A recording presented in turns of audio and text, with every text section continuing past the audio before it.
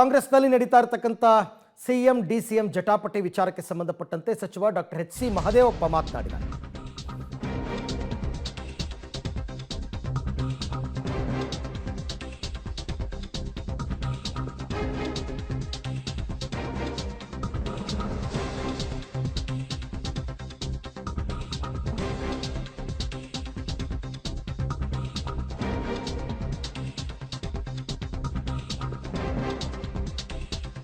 High command ಅವರು ಏನು ಸುಮ್ಮನೆ ಸಿದ್ದರಾಮಯ್ಯನವ್ರನ್ನ ಸಿಎಂ ಮಾಡಿಲ್ಲ, ಶಾಸಕರ ಅಭಿಪ್ರಾಯವನ್ನ ಸಂಗ್ರಹಿಸಿಯೇ ಮಾಡಿರ್ತಕ್ಕಂಥದ್ದು.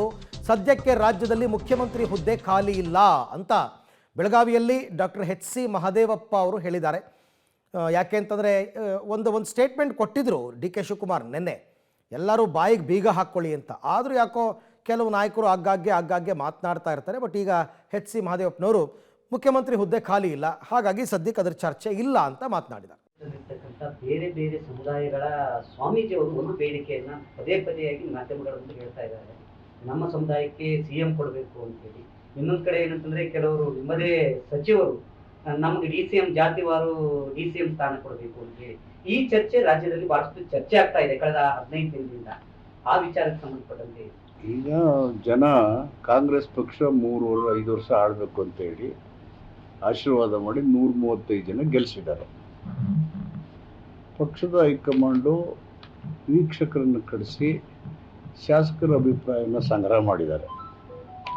ಶಾಸಕರ ಅಭಿಪ್ರಾಯ ಸಂಗ್ರಹ ಮಾಡಿ ಶಾಸಕಾಂಗದ ಪಕ್ಷದ ನಾಯಕರಾಗಿ ಸಿದ್ದರಾಮಯ್ಯನವರು ಹೆಚ್ಚು ಶಾಸಕರ ಬೆಂಬಲದಿಂದ ನಾಯಕರಾಗಿ ಆಯ್ಕೆ ಆಗಿದ್ದಾರೆ.